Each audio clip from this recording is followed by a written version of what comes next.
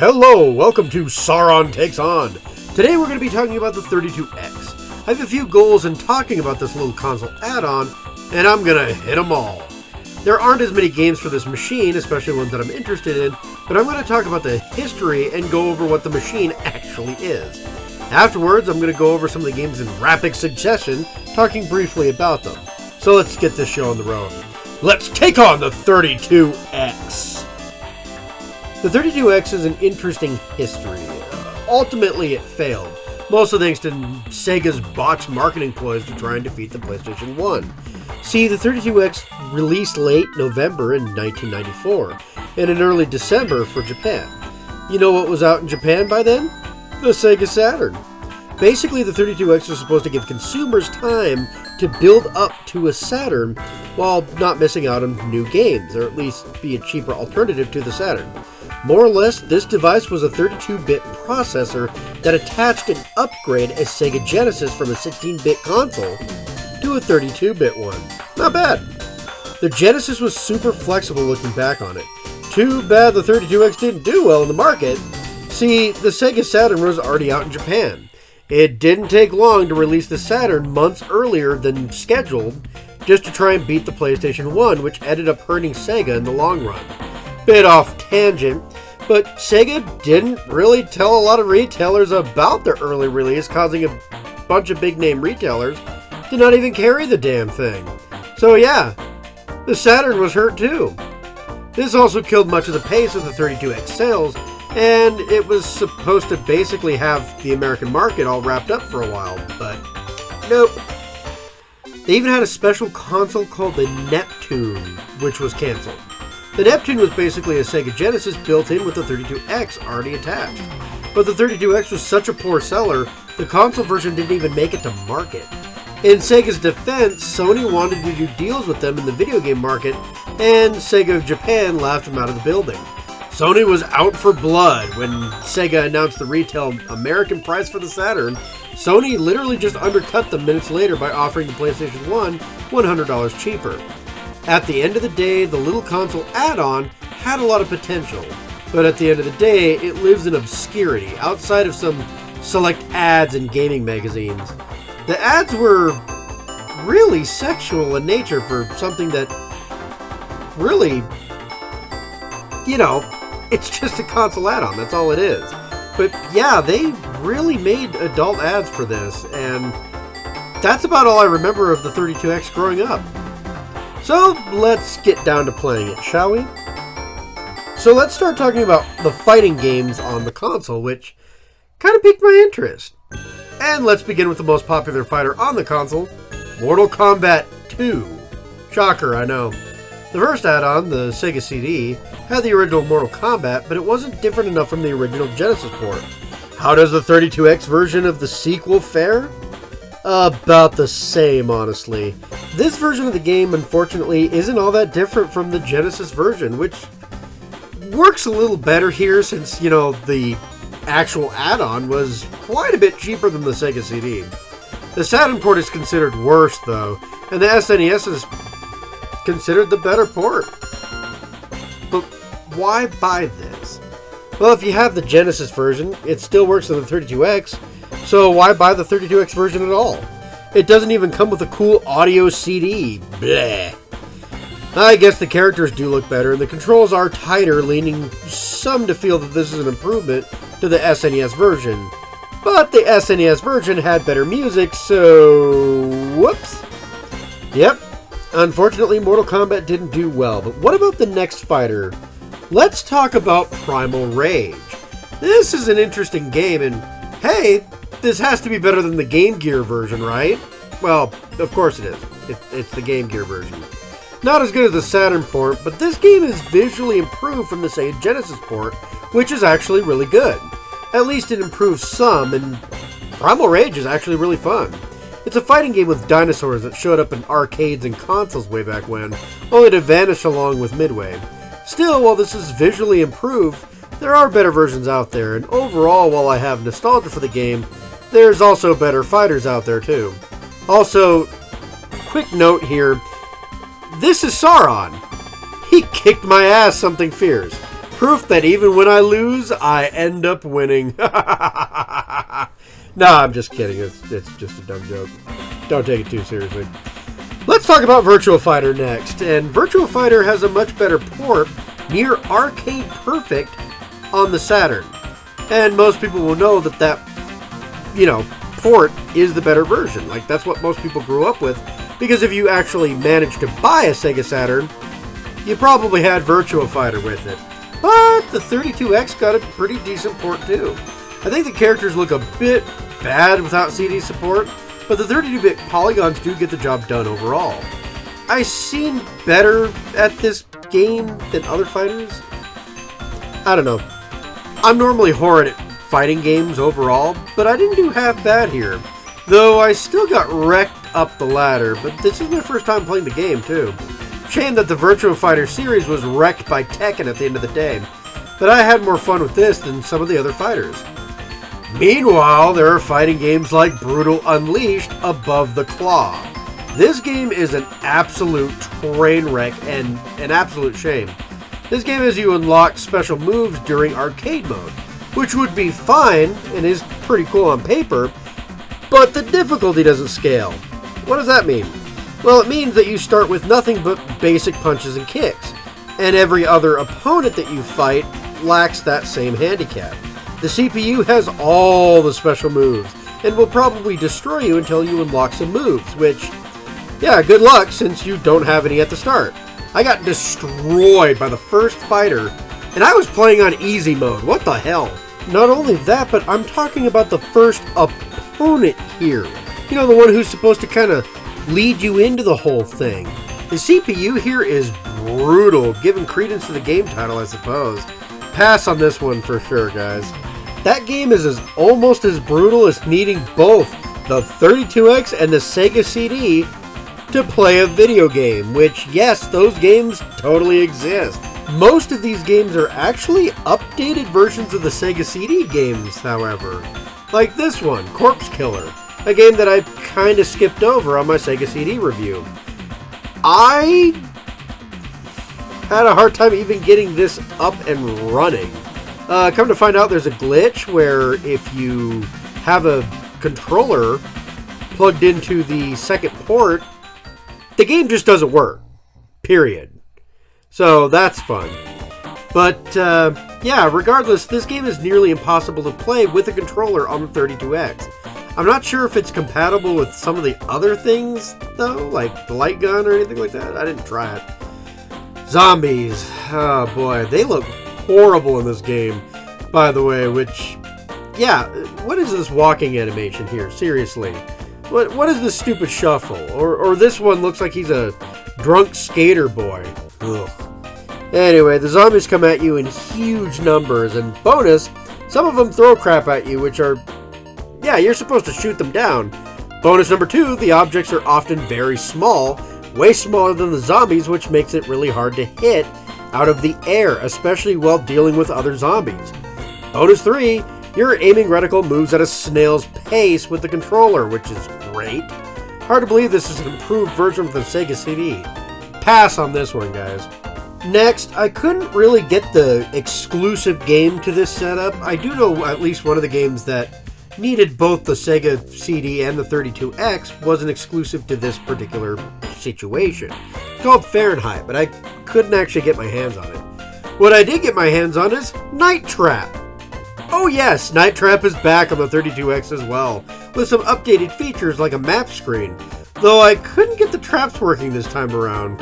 Whoops.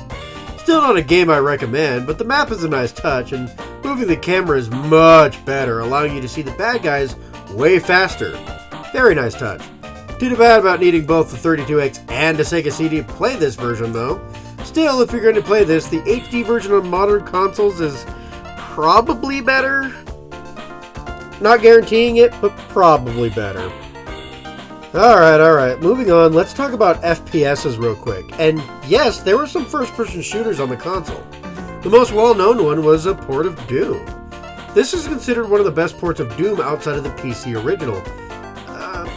Having great music, higher FPS than most of the other ports, this is actually not bad at all. The original Doom runs at 30 FPS. That's frames per second if you're wondering. And the 32X is a downgrade to a 15 to 20 FPS, but still a higher rate than a lot of the other ports. Just that alone makes this version of Doom better than even the Saturn release, which only ran at a whopping 12 frames per second, with frame drops. Damn. That is a lot of technical talk to basically say that Doom on the 32X outperforms the Saturn port of it, and even the SNES port. I think the only version that is considered better is the PlayStation 1 version, but that version lacks good audio, which the 32X wins out on, so this could very well be the best port outside of the PC version in the 90s. Alright, moving on, let's talk about Metalhead. This game is an interesting one as it was developed by Sega themselves. You are a mech driver. You ride a bipedal mech. Yes, this concept is badass. Yes, this game is fully 3D, somewhat akin to Star Fox. However, the draw distance is horrible, and the game is a bit slow. This game runs slower, but blasting other mechs in a city that belongs to terrorists is kind of fun. They even carpet bomb the city in Mission 2, but I didn't get much further than that. I hear basically every level is roughly the same map too, so repetition is still a problem. But I had a fun time for a retro game running on the Genesis, as slow as dated as it was. Should have continued, should have been a really fun series. But nobody played the 32X, so nobody played this game either. Damn. T-Mek is kind of in the same vein. You pick a futuristic tank and wipe out other tanks in a destruction derby kind of shooter. Yes, a first-person vehicle shooter. You don't have a lot of options here, but you can ride a tank and destroy competition for points. As long as you keep winning, you keep moving on. It's two-player as well, but I didn't have anyone help me with this one. Still, for what this was, it was a fun time. The graphics are pretty dated though. But, you know, it has a nice arcade feel to it. Now, what you're really looking for in this video is something kind of weird, right? Yeah, this isn't a first-person shooter, this is actually a side-scrolling shooter. And I'm not entirely sure how it's pronounced. Kolibri? Kolibri? Yeah, Kolibri. I'll just go with Kolibri. Kolibri is a side-scrolling shooter, which I thought would be kind of like Gradius, but nope, it's more Echo the Dolphin with Gradius elements. Yeah, a space crystal who basically created life on this planet has its powers sapped away by another crystal, and a hummingbird has to fix it. I got destroyed in the second mission though, so this game is actually pretty hard, and a bit unfair with how enemies can dogpile you, but fun for sure. Weird, but fun. Also, if you're searching for this game, good luck, because Kolibri apparently just means hummingbird, so the game is basically called Hummingbird for the 32X. And, yeah, finding information on it is somewhat difficult, so good luck with that. Last but not least, we have Space Harrier. This one's a third-person shooter as you control a character from behind. This game helped coin the term third-person shooter as well as on-rail shooter. The original arcade release is older than me, released in 1985. This port, however, things get a bit weird with. It looks dated on the 32X, but this port is actually as close to being arcade perfect as a console could get during this date. You know, outside of the frame drops anyway. Yeah, if there were too many sprites, it drops in frames, but despite this, the arcade game looks slightly dated by 1995. Still, very fun to play on the 32X though. Alright, moving on at a pretty good clip, which I apologize for, guys. Unfortunately, the Sega CD lasted longer than this damn thing did. Let's talk tie-in games and bring up Spider-Man like I did on the Sega CD. This time, however, this game is actually exclusive to the 32X. Yes, Spider-Man Web of Fire is an exclusive Spider-Man game in which Spider-Man takes on... Wait a minute, is that Dragon Man on the cover? Oh, he's the first boss fight? Oh, it's that storyline, isn't it? The one in which Spider-Man takes on the new Enforcers? Yeah, it's that one. This is the only time Spider-Man really fought Dragon Man, and yes, this is exactly the story that they pulled from. This is the story where the spider armor comes from, actually. It is in-game, but I never actually found it. I did rescue Daredevil, though, and use him to fight Dragon Man, so that was kind of cool. Gameplay sucks, though. Also, they added in some Hydra connections, and Dragon Man explodes when he's defeated, which is, yeah, that's interesting. Let's go left field and play a Star Trek game for a while. Yep, no idea what I'm doing flying this ship. Huh. This game is, something. Welcome to Star Trek Fleet Simulator.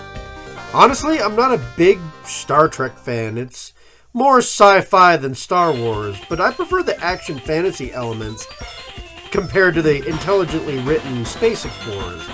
Still, this seems like fun. I just didn't spend a huge time on this one overall. But it's a training simulator, so someone is sure to enjoy this.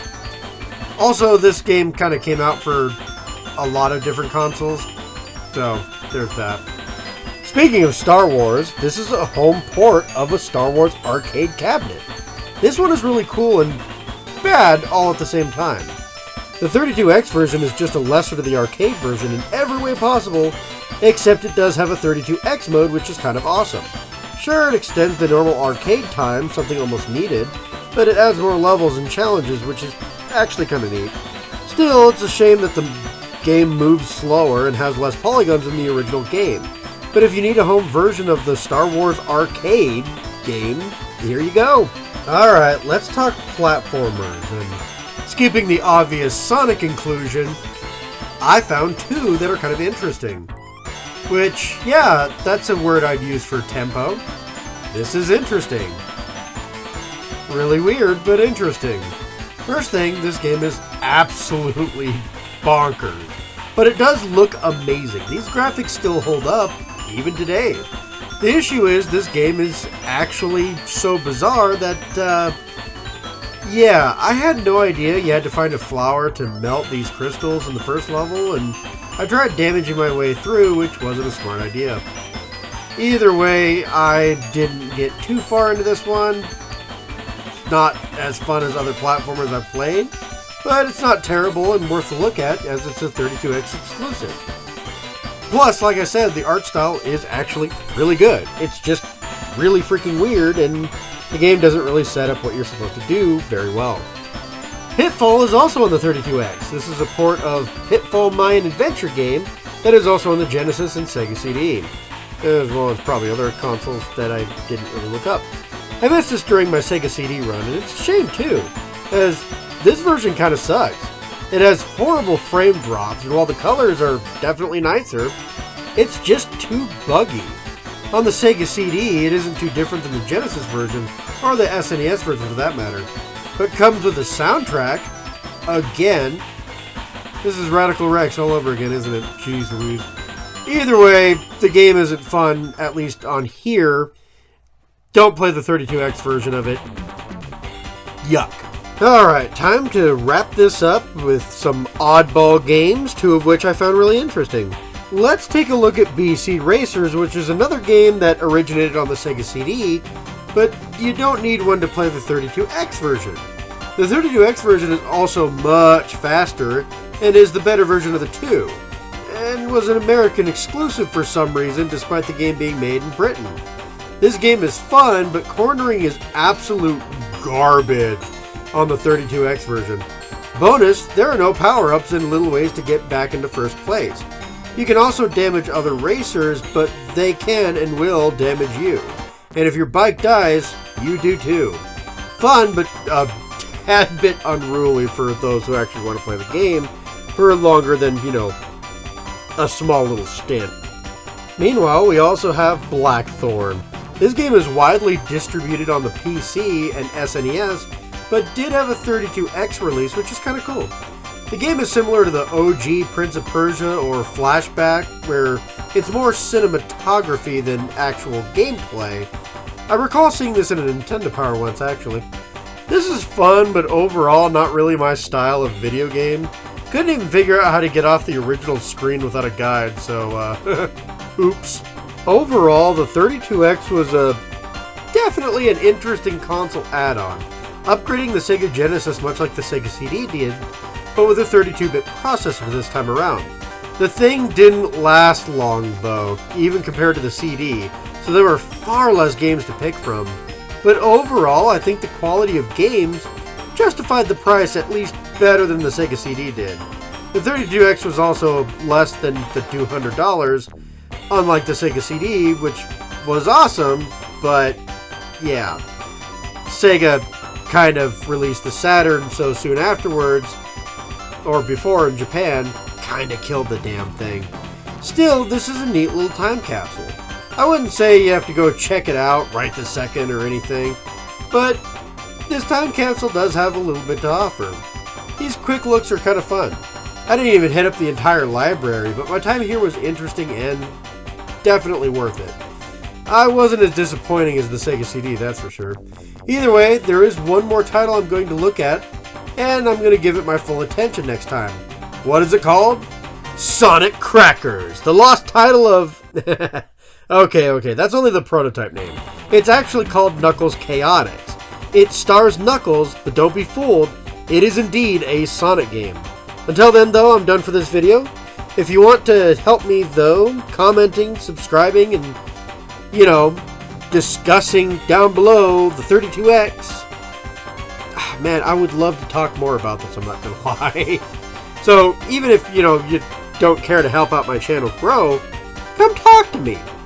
I'm not doing anything else of importance. Until the next time, my minions, take care.